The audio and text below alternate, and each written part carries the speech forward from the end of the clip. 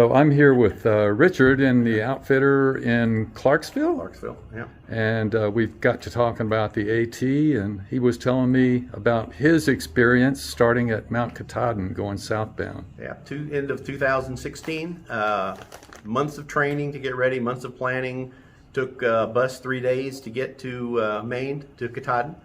Got up there to the state park, hiked to the top of Katahdin, and was on my way down. I had a new hip a year before that, and on the way down from Katahdin, there's a part that it's not hiking. If you've ever been to Katahdin, it's not hiking. It's climbing, and there's a part that you have to, trust in God, and you let go and drop about 3 feet to that next ledge. And in doing that, I hit funny, and apparently popped something loose in the hip, and still made it to the bottom of the mountain overnight. Headed out of off the trail, headed south, got off the state park, 20-30 miles down, and the hip was excruciating. And I hope I could walk it out. After all that planning, it broke my heart, but I had to jump off the trail. And the guy finally sat all day at a little store.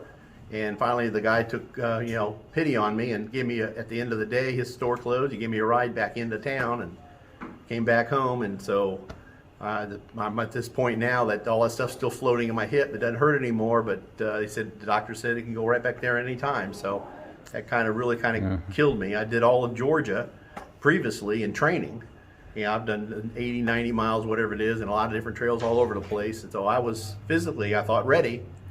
But it didn't work out. There's a lot of ways to get hurt out there. There are a lot of ways to get hurt, and you're doing Georgia, and they rated some of the toughest in the entire trail. Yeah. But that 4 miles up to Katahdin and that 4 miles down. I've done Katahdin before, and it is climbing. a difficult climb and a difficult descent. Yep. And if you run out of water, it's a long way till you get more water too. So I was down at one point. I was coming down the mountain. I'd run out of water.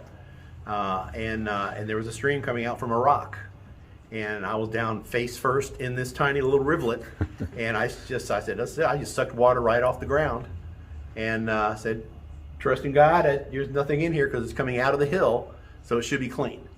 And maybe that's why my hip got problem. I drank that water and it had popped my hip, so I don't know. But that's my adventure. Thanks, Rich. If you do it, good luck to you. Appreciate you sharing that, man. Yeah, no problem at all.